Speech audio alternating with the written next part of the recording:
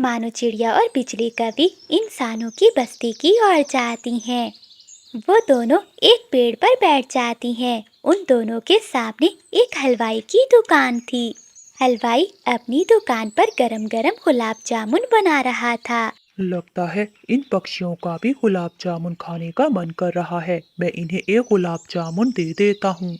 चाचा हलवाई एक गुलाब जामुन उठाकर थोड़ी दूर रख देता है।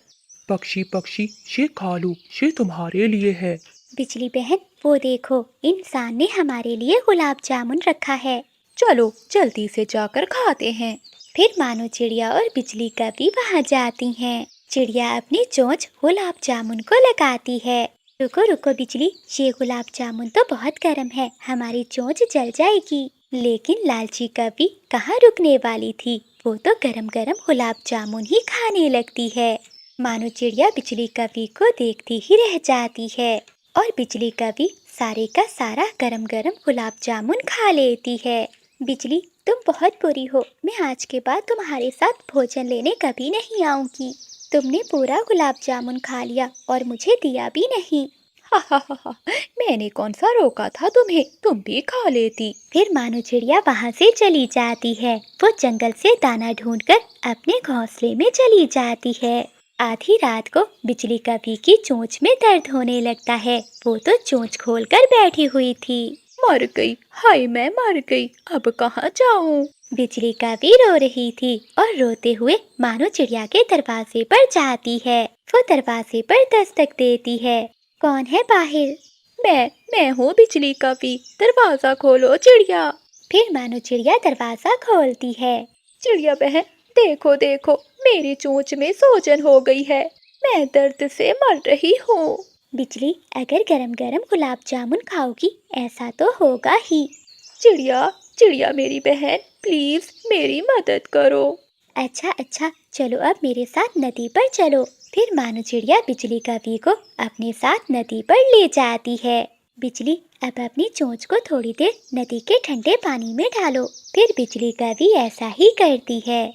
अब जाकर थोड़ा सुकून मिला, अब मैं कभी भी कोई गर्म चीज नहीं खाऊंगी। मुझे पता चल गया कि गर्म चीज खाने से चोंच में बहुत दर्द होता है। अगली सुबह मानो चिड़िया और बिजली कभी फिर से इंसानों की बस्ती की ओर चली जाती हैं।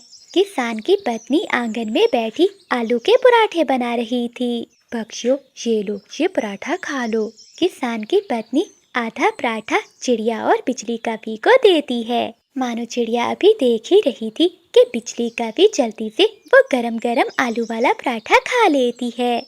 माँ जी, वो पराठा तो इस कवि ने खा लिया, मुझे भूख लगी हुई है। किसान की पत्नी आधा और पराठा उन दोनों के सामने रख देती है। बिजली कभी वो आधा पराठे का टुकड़ा उठाकर वहाँ से उड़ जाती है। मानो चिड़िया शर्म के मारे और पराठा नहीं मांगती और वो बिजली कभी के पीछे पीछे जाती है। बिजली कभी छत पर बैठी पराठा खा रही थी।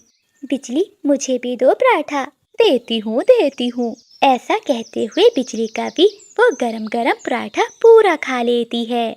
बिजली की आंखों में पानी आ जाता है क्योंकि पराठा बहुत गर्म था। इस बार बिजली कभी का मुंह ज्यादा जल जाता है, लेकिन वो मानो चिड़िया को नहीं बताती। वो तुरंत जंगल जाती है और नदी पर जाकर अपनी चोंच नदी में रखती है। लेकिन इस बार तो ठंडे पानी से भी बात नहीं बनती क्योंकि कभी की चोंच में तो अब छाले बन गए थे। वो नदी के किनारे बैठकर रोने लगती है। हाय हाय मैं मर गई, मेरी चोंच में बहुत ज्यादा दर्द हो रहा है। तभी मानो चिड़िया भी वहाँ आ जाती है। और खाओ गरम गरम पराठा, मैंने तुम्हें मना भी किया था। कल का गरम गरम गुलाब जामुन और आज का गरम गरम पराठा, ये खाने से तुम्हारे मुंह में घाव हो गया है। अब तो उल्लू वैद्य से टीका ही लगवाना होगा। नहीं चिड़िया, मुझे टीके से बहुत डर लगता है। तो फिर ठीक है बिजली, जब तक तुम्हारी चोंच ठीक नहीं हो जाती तुम्हें भूखा ही रहना पड़ेगा। फिर कभी चिड़िया के साथ उल्लू वैद्य के पास जाती है। उल्लू वैद्य बिजली कभी को टीका लगाता है। हुई माँ, मर गई। अरे कभी, आप कभी दोबारा कोई गर्म चीज न खाना। वापिस आते हुए वो दोनों फिर से इंसानों की बस्ती की ओर जाती हैं। और हलवाई चाचा उन्हें जलेबी देता है। चिड़िया वो जलेबी खाती है। बिजली, ये जलेबी तो बहुत स्वादिष्ट है, लो तुम भी खा लो। नहीं नहीं चिड़िया, ये गर्म होगी, मैं नहीं खाऊंगी। नहीं बिजली, ये ठंडी जलेबी है, तुम इसे खा लो। बिजली कभी अपनी चोंच खोलती है, लेकिन उसकी चोंच में दर्द शुरू हो जाता है। बस वो जलेबी को देखती ही रह जाती है और चिड़िया मजे मजे से वो सारी जलेबी खा जाती है। बिजली बहन, इसीलिए तो कहते हैं कि ज्यादा के लालच में थोड़े से भी जाते हैं। अब दोबारा कभी गरम गरम चीज मत खाना। बिजली रोते हुए अपना सर हिलाती है और वो दोनों सहेलियां वापस अपने जंगल लौट जाती हैं। मानो चिड़िया और बिजली कभी तेज बारिश में दाना ढूंढने अपने घर से बाहर निकली थी। थोड़ी दूर जाने पर ही उन्हें एक मीठा फल दिखाई देता है। बिजली कभी भागकर उस आम के फल के पास जाकर बैठ जाती है। चिड़िया, मुझे आज फिर तुमसे पहले मीठा फल मिल गया है। मेरा जुगनू तो खाएगा मीठा आम और तुम्हारे बच्चे सोएंगे भूखे। बिजली बहन, मेरी नीयत साफ है, मैं हमेशा दूसरों की मदद करती हूँ। तुम देखना, मुझे भी भोजन मिल ही जाएगा। फिर बिजली कभी वो आम लेकर वहाँ से चली जाती है और मानो चिड़िया पूरे जंगल में तेज बारिश में मारी मारी फिरती है, लेकिन उसे कहीं भी दाना नहीं मिलता। वो थक हार कर एक पेड़ के नीचे बैठ जाती है। तभी उसे वहाँ 2 दाने दिखाई देते हैं। आज मेरा परिवार पेट भरकर ही सोएगा, कोई भूखा नहीं रहेगा। फिर मानो चिड़िया वो दाने लेकर आगे बढ़ती है। सामने अपने घर के बाहर एक बूढ़ी कभी बैठी हुई थी। वो बीमार थी, वो उड़ नहीं सकती थी। चिड़िया बेटी, मेरे पास आओ, मैं बीमार हूँ, उड़ नहीं सकती, मुझे बहुत भूख लगी है। तभी मानो चिड़िया वहाँ जाती है। माँ जी, मेरे पास तो यही 2 दाने हैं जो मैं अपने बच्चों के लिए लेकर जा रही हूँ। मैं क्या करूँ? अगर ये 2 दाने भी आपको दे दूँगी तो मेरे बच्चे भूखे रहेंगे। ठीक है बेटी, तुम मेरी भूख को छोड़ो, तुम ये दाने अपने बच्चों के लिए ले जाओ। फिर मानो चिड़िया वहाँ से उड़ती है, लेकिन आधे रास्ते पे जाकर उसे ख्याल आता है, बूढ़ी माँ जी तो उड़ भी नहीं सकती, मुझे उनकी मदद करनी चाहिए थी। ऐसी बारिश में भला वो कहाँ से दाना ढूंढेंगी? मैं तो दोबारा भी दाना लेने जा सकती हूँ। मानो चिड़िया फिर से वापस मुड़ती है और वो दाना जाकर बूढ़ी कभी को दे देती है। माँ जी, मुझे रास्ते से एक फल मिल गया था, इसलिए ये दाना मैं आपको देने आई हूँ। मानो चिड़िया बूढ़ी कभी का दिल रखने के लिए ऐसा कहती है। बेटी, ऊपर वाला तुझे इसका जरूर फल देगा। फिर बूढ़ी कभी चिड़िया से दाना लेकर खा लेती है। मानो चिड़िया बहुत उदास थी, वो उदासपन के साथ वहाँ से चली जाती है और वो एक सूखे हुए पेड़ के पास बैठ जाती है।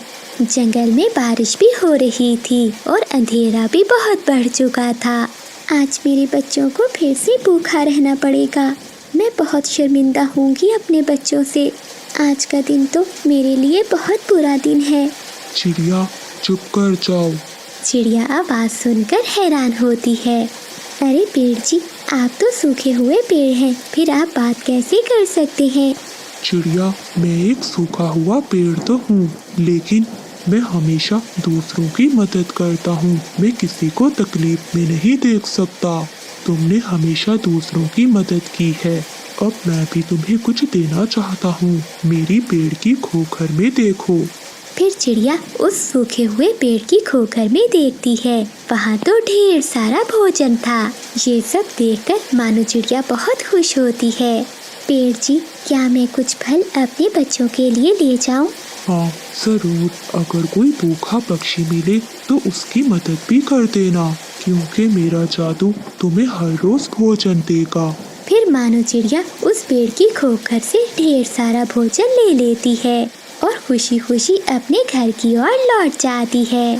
फिर चिड़िया अपने परिवार के साथ मिलकर वो भोजन खाती है। मम्मा, मेरे दोस्त किकी की मम्मा